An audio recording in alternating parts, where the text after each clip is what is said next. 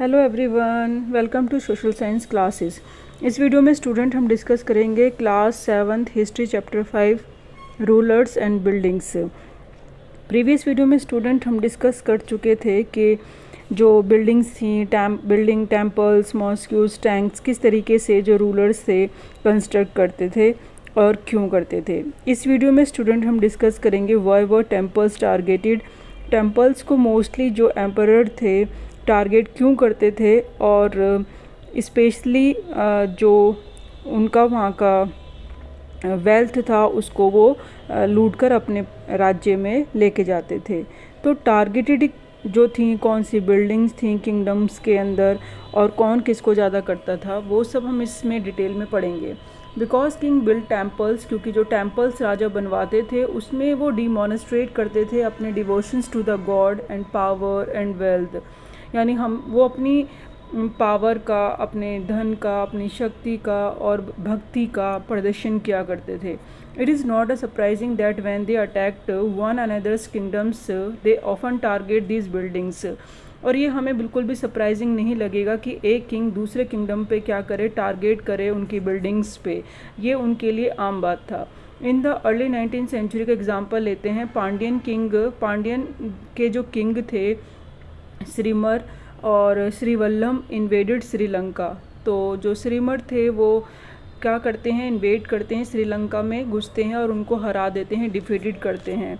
हराने के बाद वहाँ के जो श्रीलंका के किंग थे सेना वन, और जो कि इस टाइम पीरियड्स में रूल कर रहे थे, वहाँ पे जो है बुद्धिस्ट का जो ज़्यादा है, बौद्ध धर्म का ज़्यादा माना जाता है। तो वहाँ के जो मोंग थे यानी जो ऋषि मुनि हो गए या पुजारी टाइप हो गए, तो वहाँ का जो क्रॉनिकलर थे यानी मॉन्क थे वो कौन थे, उनको अगर हम बोलें तो धम्मकित, यानी उन्होंने धम्मकिती ने लिखा है अपने क्रॉनिकलर्स, जो एक क्रॉनिकलर्स थे, अपने डिस्क्राइब करा है कि सेना वन को हरा के जो वहाँ के राजा थे श्रीलंका के, तो उनको हरा के उन्होंने क्या करा है, ही रिमूव ऑल द वैल्यूअल्स, वहाँ से श्रीलंका से सारी कीमती चीज़ों को लेके चले जाते हैं। सारी कीमती चीज़ों को ले जाना मतलब, और अपने प्लेस पे तो जो श्रीमर बल्लभ थे, ठीक है, जो पांड्या उनकी प्लेस है साउथ में बिल्कुल नीचे अगर आप देखेंगे श्रीलंका और इसमें, तो वहाँ से ही सब वैल्यूएबल चीज़ ले जाना।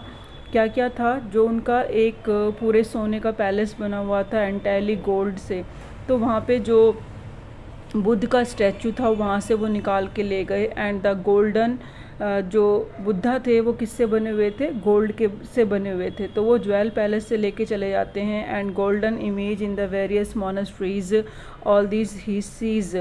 और भी जो मतलब वहाँ पे इम्पॉर्टेंट जो मूर्तियाँ थी गोल्डन से जो बनी हुई थी, वो बल्लम जी जो क्या करते हैं किंग, वो वहाँ से सारा लेके चले जाते हैं।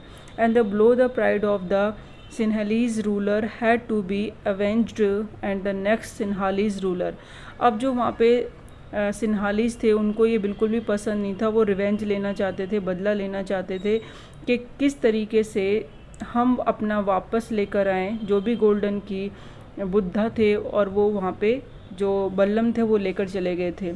तो पांड्या के जो किंग थे, अब उन्होंने सेना वन को हराया था, लेकिन अब जो रूल कर रहे थे सिन्हालीज में वो थे सेना टू। तो वहाँ के श्रीलंका के अंदर जो सिन्हालीज थे, यानी जो सिन्हाला लैंग्वेज बोलने वाले हैं और बौद्ध धर्म को ज़्यादा मानने वाले हैं, जो पर्सन्स हैं वहाँ पे लोग रहते हैं, तो अब जो रूल कर रहे थे वो सेना टू राजा का नाम है। अब जनरल टू इन्वेड मदुराई, वो वापस पांडे जाते हैं, यानी जो मदुराई है वो कैपिटल है पांडे की, तो वहाँ पे जाके वो वापस सर्च करते हैं कि अपना जो बुद्धिस्ट थे, यानी वहाँ जो लेकर चले गए थे गोल्ड का जो स्टैचू था वहाँ पे उसको वापस लेके आना है।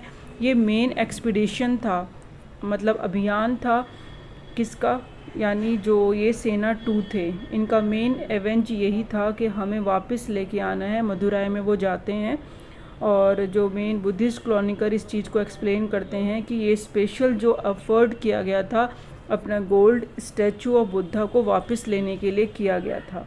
तो मेन चीज़ ये यहाँ पे दिखाने की कोशिश करिए कि जो किंग्स थे किस तरीके से एक दूसरे को अटैक करते थे।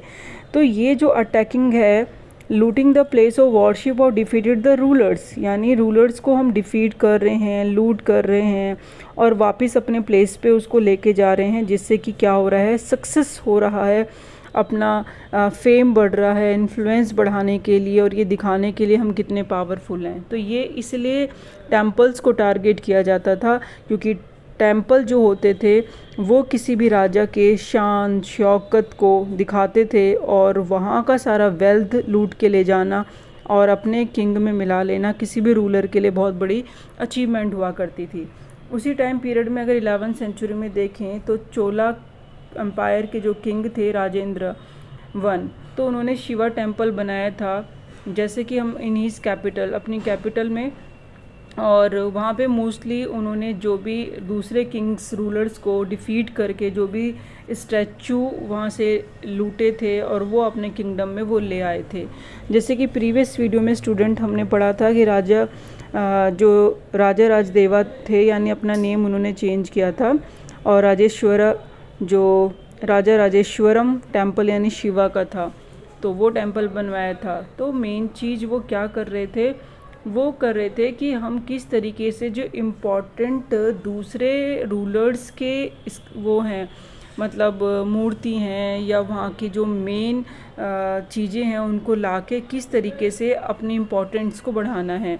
जैसे कि फॉर एग्ज़ाम्पल उन्होंने क्या क्या चीज़ें इंक्लूड करी अपने साम्राज्य में।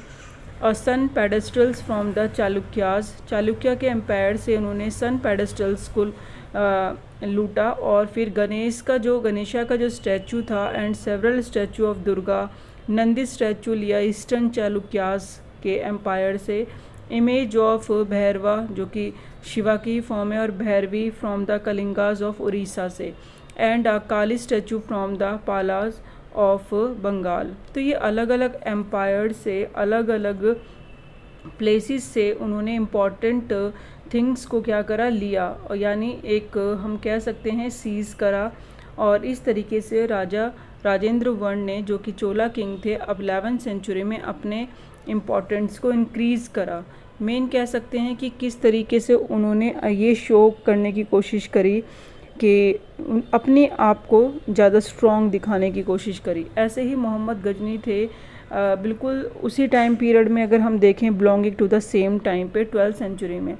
तो जैसे कि चोला किंग के जो, मतलब चोला एम्पायर के जो किंग थे राजेंद्र ने करा, सेम वही यहाँ पे जो सुल्तान थे मोहम्मद ऑफ गजनी, ठीक है, वहाँ के जो रूलर थे, तो उन्होंने भी राजेंद्र वन की तरह ही वर्क करा, मतलब अटैक करा, लूट के ले गए सारे जितने भी किंग्स थे, उनको डिफीट करने के बाद उन्होंने भी कैंपेन चलाया एंड वहाँ की वेल्थ और आइडोल्स यानी मूर्तियों को चुराया। And Sultan Mohammad was not a very important ruler at that time.